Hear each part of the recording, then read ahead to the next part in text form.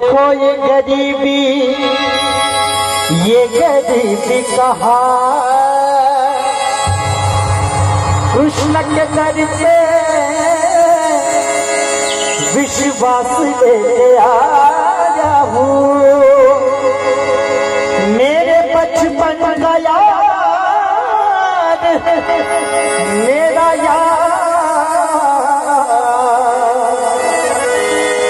बस यही सोच कर मैं आस करके आया हूँ। अरे द्वार पालो कन्हैया से कह दो, अरे द्वार पालो कन्हैया से कह दो कि करके सुदामा करीबा गया है, कि करके सुदामा करीबा गया है। और द्वार पालो कन्हैया से कह दो, अरे द्वार पालो कन्हैया से कह दो।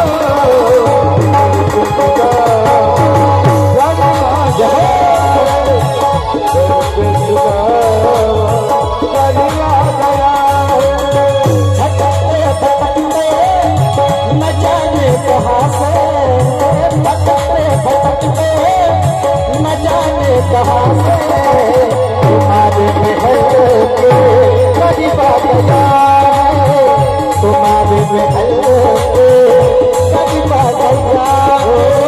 अरे द्वार वाले कन्हैया से कह दो, अरे द्वार वाले कन्हैया से कह दो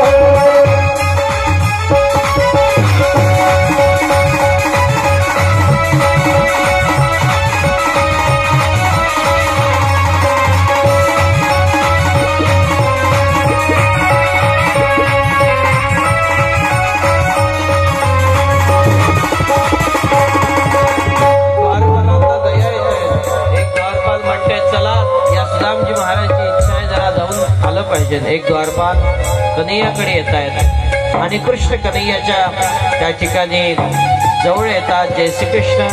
बाबा आपल्या द्वारावर एक बाबा आले। बाबा फाटलं धोतर मळकं धोतर हातामध्ये त्या ठिकाणी कमंडलू असणारे बाबा, हातात जपमाळ आहे, काठी आहे, अनवानी पायाने चालत आलेले आहेत। आणि नाव काय हे जेव्हा कन्हैया विचारतात, द्वारपालाला काही वेळा आठवलं नाही, काही वेळात आठवलं लगेच, म्हणजे नाव सुदामा। सुदामा नाव ऐकताच कन्हैया उठले, धावत निघाले। Oh